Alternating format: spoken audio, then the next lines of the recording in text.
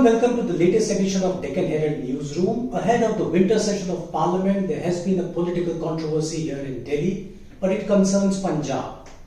Among the list of business that was introduced or published by the Lok Sabha Secretariat, there was one particular bill to amend the constitution, and that bill sought to amend the constitution in a way that the powers to regulate and legislate certain aspects for administering the Union Territory of Chandigarh were to go to the President of India, which indirectly means the Union Home Ministry.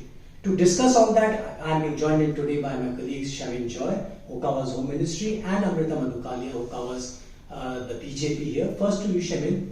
This particular bill, which was the Constitutional Amendment Bill, it seeks to make certain changes in Article 240 of the Constitution.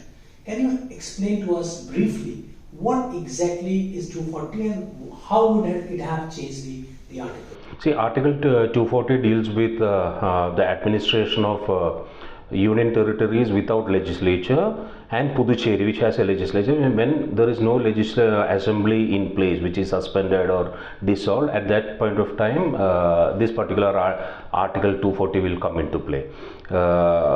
Andaman, Lakshadweep, and Dadra and Nagar and Daman and Diu were under this Article 240. So Chandigarh was not covered under this article. It has a special not status, but like it was dealt in a different way. So Chandigarh has always been a sticking point between Haryana and Punjab.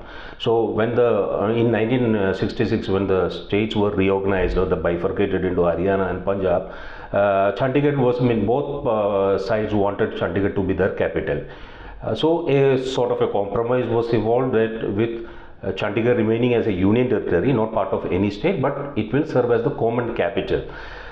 Till now, Chandigarh was governed in the sense like administered by the Punjab governor, at least since 1984. In 2016, the BJP government tried to change it by trying to appoint a independent lieutenant governor, but because of Mr. KJ Alphonse, who later became the union minister and all, because of the pushback by Prakash Singh Badal, within 24 hours the government took it back. Then there was a move in the late, in 2022 or 23. But this time what happened was that in the tentative list, it's not the final list of business or this thing, but in a tentative list of business, which usually the government puts out, indicates to the parliament, Lok Sabha and Rajya Sabha, that they intend to bring this. So in that there was the Constitution 131st Amendment Bill 2025 listed.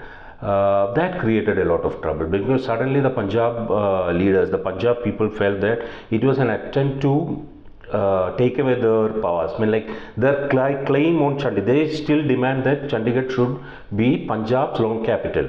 Okay, so what they intended to say was that in some way, politically it takes away their claim from the... it dilutes that. Now, before going into that, I think they have already issued a statement, Home Ministry, that there is no such intention as of now. See, that is the catch. On November 23rd or 24th, on the last Friday, in the list of tentative business, this bill was listed. But on Saturday, when the news came out, there was a pushback from the entire leadership, like Aam Aadmi Party, Congress, and Akali Dal. BJP Punjab leaders were upset, but they didn't come out with any statements. On Sunday morning, they had a core committee meeting of the Punjab BJP leaders, and by around noon. But what does the statement say? Clarification. The statement says that there are no plans in the winter session to bring a bill in the winter session. This particular thing is only in a consultative process, and they are not saying that they are going to bring in a new, independent LG and all. It was not in the statement, but it was given to understand that it was only to make ease, how the process of lawmaking in Chandigarh is made a little bit easier. Right now, union territories, for rules and laws, the president can directly issue notifications, which would be deemed as a sort of laws passed by parliament. But for Chandigarh, for everything, you need to come to parliament. So government claimed that they wanted to ease that particular process. Okay, Amrita, apart from the Akalis, the Aam Aadmi Party who are in government, Congress, But BJP did issue a statement. In fact, Sunil Jakhar, the state president, had to come out and say that, and it also betrayed some sort of nervousness on part of the BJP concerning the state, that they are trying to make inroads there in the last 2.5 years, and that would have certainly played us spoils for. I think the two things that one can take away from what has happened recently in this episode is that sometime in the past, when into 2019-20, you had the whole CA bill come up. You remember the CAB had come up, and you remember how it was like a test balloon was put out, and then there was a lot of protests, and then you pulled it back. I think we're looking at something very similar with this. We're trying to I think they are trying to. It's like a test balloon. You want to see whether everybody is going to take it well. You want to just see the reaction and then take a call on your future course of action. I think that is the first intent. The other is when you have Parliament come in and when you have a new session come in, I think we're always looking at some sort of, something scandalous or something that sort of, takes away the conversation from something that the opposition wants to say. I think these are the two key intents for the BJP. Also, in addition to increasing their footprint to Punjab, something they have not been able to do in the last decade.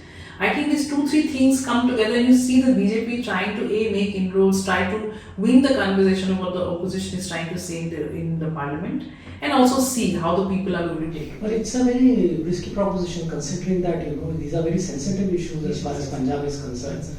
I mean, in 66, post-66, in 1984, this was always under contention, and then they had to reach some sort of a compromise. By by making Governor of Punjab as the head of the administration, they sort of got peace, and then things have settled down there. So I think it got a very strong reaction from the Aam Aadmi Party also. Of course, I mean, in the sense, if you look at what happened in Delhi, the whole bill that came up, and then Delhi's administration was diluted in some sense. I think that was also not taken that well by the people of Delhi. But if you recall what happened at that point, then the amount of protest that took place was muted. So I think the BJP must have thought, this is a gamble, let's see how it works. But I think the intent was pretty similar to what they have done in Delhi, where you are trying to run the state somewhat through like an LG, where I think the administrators of the state, of the UT, are not empowered enough to do so. Like in Chandigarh, the big difference is that you don't have a chief minister. So, but you have the Punjab chief minister and the Haryana chief minister sort of dealing by proxy. I think the BJP thinks that why let a state have that sort of that sort of an power. Let's take the power back on our own hands. I think that is a basic intent. But again, how to go about it? You are going to try and see. People are going to protest. You're going to see if it is going to be taken well. You'll see these conversations when they come inside the floor of the parliament. The BJP is going to kick up dirt against all the parties that have ruled the state in the last few years. Right from the BJP, the Congress's Sikh riots to the Akalis running this, the state to the ground in terms of healthcare, in terms of deaths, a lot of things. So I think they have a calculated measure in terms of how you want to take over. So Shavin, you see this bill coming up, or you see now it's this bill right now? The MHS statements clearly says that this bill is not coming up. It's only in a consultative stage, and they will come up with later. Only after consultation with all stakeholders it will come. But you have to notice one more point. Only 3 weeks ago, the central government had a setback with regard to Punjab University. They wanted to change the governance structure, the composition of the Senate and all. Within 10 days, 15 days, within 10 days, if I remember correctly, they had to withdraw that order. So I am surprised, quite a little bit surprised that how did or why did the central government took this step? Because it's not, we cannot blame it on the bureaucrats or overzealous bureaucrats. These kind of things always need a political clearance. So I'm wondering what happened. Yeah. Thank you, Shavin. Thank you, Amrita, for joining us. That's all we have in today's Deccan Herald newsroom. Do join us for another conversation tomorrow. Good night.